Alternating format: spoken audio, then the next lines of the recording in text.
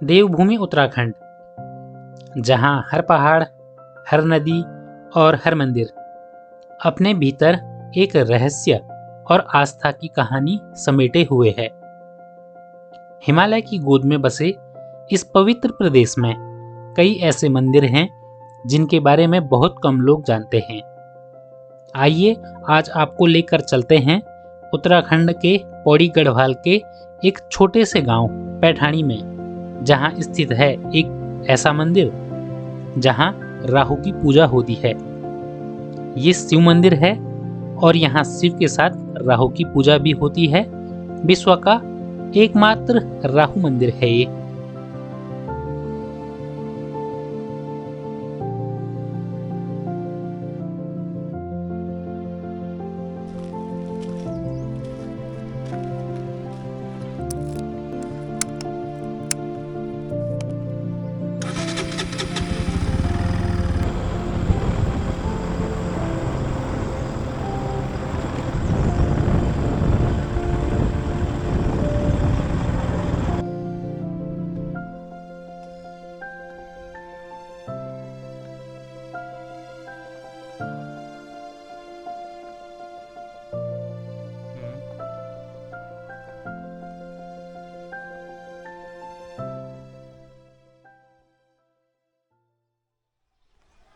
ये है इस घाटी का एक खूबसूरत गांव, उनगांव। मुझे लगता है कि मैं उत्तराखंड में जहाँ जहाँ भी गया हुआ हूँ, ये सबसे खूबसूरत गांव में से एक गांव है। आजकल हरियाली नहीं है, आजकल रूखा सूखा है, उसके बावजूद भी ये जगह है बहुत अच्छी दिख रही है। अभी धुंध है, आग लगी हुई है, चारों तरफ धुआं है, लेकिन सोचो बरसात में जब पूरी हरियाली रहती होगी, ये गांव कितना अच्छा दिखता होगा। गौशाला एक तरफ है और गांव एक तरफ। वैसे तो आप अगर पैठाणी आओगे तो ऋषिकेश से पौड़ी आओगे और पौड़ी से पैठाणी आओगे। मैं उत्तराखंड के चमोली ज़िले में रहता हूँ, इसलिए मैं नौटी होते हुए इस तरफ आया हुआ हूँ। नौटी नंदा देवी रात जात आपने सुनी होगी, देखी भी होगी। तो जो पहला पड़ाव है नौटी, उस तरफ से मैं इस तरफ आया हुआ हूँ। करीब 20 से 25 किलोमीटर में नौटी से आगे आ चुका हूँ और ऐसा इलाका है पैठाणी तक पहुँचने के लिए। बहुत खूबसूरत जगह है और जंगल के बीच से ये रास्ता आता है। पहाड़ की बिल्कुल चोटी है, बहुत ही खतरनाक रास्ता है। यहाँ से अगर आप नीचे देखोगे तो कुछ ऐसा दिखता है।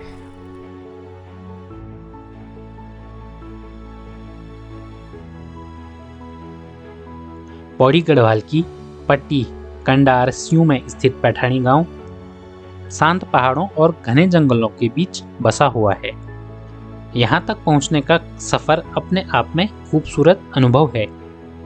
घुमावदार पहाड़ी रास्ते, दूर दूर तक फैली हरियाली और पहाड़ों के बीच बसे छोटे छोटे गांव। ये यात्रा आपको धीरे धीरे एक अलग ही दुनिया में ले चलती है। जैसे जैसे हम पैठाणी के करीब पहुंचने लगते हैं, वैसे वैसे इस स्थान की पवित्रता और रहस्य और भी अधिक महसूस होने लगते हैं। आखिरकार 1 घंटे चलने के बाद इस खूबसूरत जगह पर हम पहुंच चुके हैं और सामने है राहु मंदिर।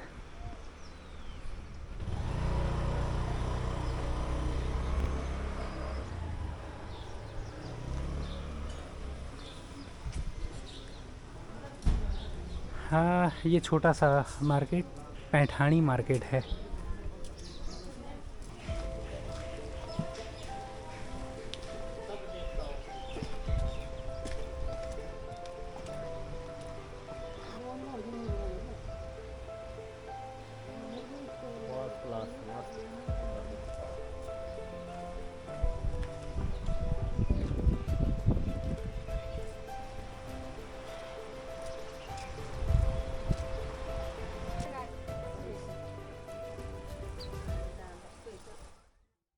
ये है सिद्धपीठ राहु मंदिर, उत्तर भारत का एकमात्र ऐसा मंदिर जहां भगवान शिव के साथ राहु महाराज की पूजा की जाती है। देवभूमि उत्तराखंड के पौड़ी जिले के पैठाणी गांव में स्थित ये मंदिर आस्था और विश्वास का एक महत्वपूर्ण केंद्र है। धार्मिक मान्यताओं के अनुसार यह मंदिर केवल पूजा का स्थान नहीं है बल्कि एक सिद्ध पीठ है। यहाँ लोग राहु दोष से मुक्ति पाने के लिए आते हैं।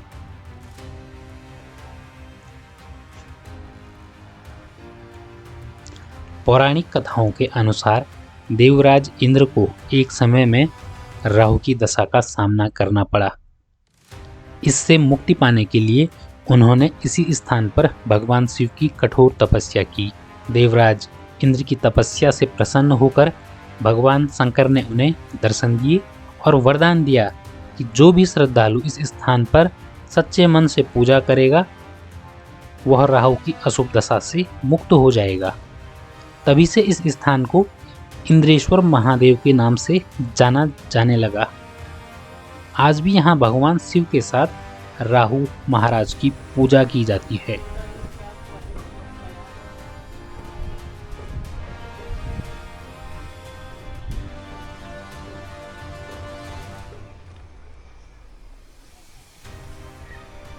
इस तरफ से शिवलिंग का जो जल है वो बाहर आता है, इसलिए इसको लांघते नहीं हैं। बाकी जितने भी छोटे मंदिर हैं सबके अंदर शिवलिंग है। सामने ये छोटा मंदिर है, इसके अंदर भी शिवलिंग है। ये है मंदिर परिसर और ये भी एक मंदिर है जो कि थोड़ा खंडित अवस्था में है, तिरछा हो गया है। इसके अंदर भी शिवलिंग है और पत्थर के यहाँ पे काफ़ी बड़े नंदी हैं। इस मंदिर में जो शिवलिंग है करीब ज़मीन से 3 फुट लगभग ऊपर है। यहाँ पर शिवलिंग के साथ ही कुछ अन्य मूर्तियाँ भी हैं। मंदिर के चारों कोनों पर 4 छोटे छोटे मंदिर हैं और सबके अंदर शिवलिंग हैं। इस तरफ से आप देख सकते हो। मंदिर के चारों तरफ घूम के मैं आपको दिखा रहा हूँ। इस तरफ से आके मैं आपको दिखा चुका हूँ और यहाँ पर भी मंदिर और मंदिर के अंदर शिवलिंग। उल्लेख आपको स्कंद पुराण के केदारखंड में मिल जाएगा जी, लेकिन संक्षिप्त में कहूँ तो आपने शायद समुद्र मंथन की कथा सुनी होगी और यह भी सुना है कि उससे 14 रत्न निकले, उनमें से अमृत भी निकला।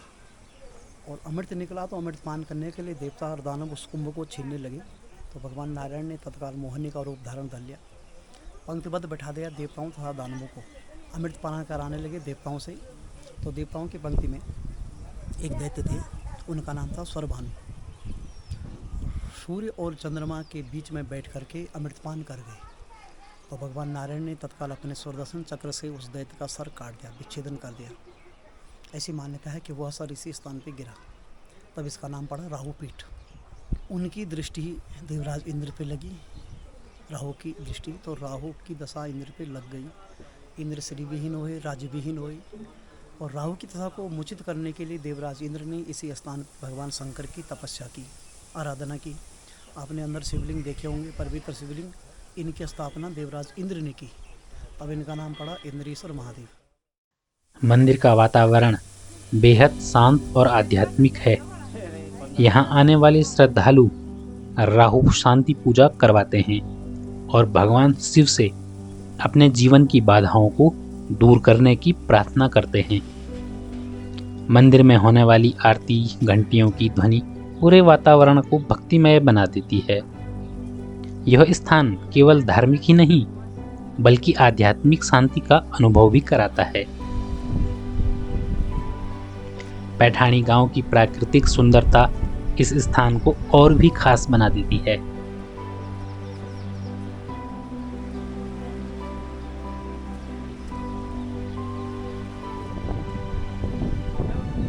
निकटतम डांडा नागराज मंदिर 80 किलोमीटर।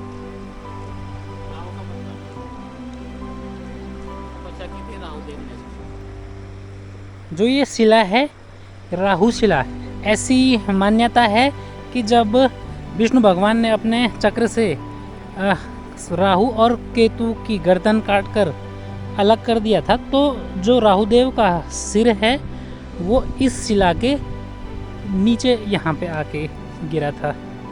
चारों ओर फैले हरे भरे पहाड़ और शांत वातावरण, यहाँ के लोगों की सादगी सब मिलकर इस यात्रा को यादगार बना देते हैं। यहाँ आने वाला हर यात्री न केवल धार्मिक अनुभव लेकर जाता है, बल्कि उत्तराखंड की संस्कृति और प्रकृति की झलक भी अपने साथ लेकर जाता है। अगर आप देवभूमि उत्तराखंड के अनजाने और रहस्यमयी मंदिरों की यात्रा करना चाहते हैं तो पैठाणी का राहु मंदिर भी जरूर आइए, जहां आस्था, इतिहास और प्रकृति का अद्भुत संगम देखने को मिलता है।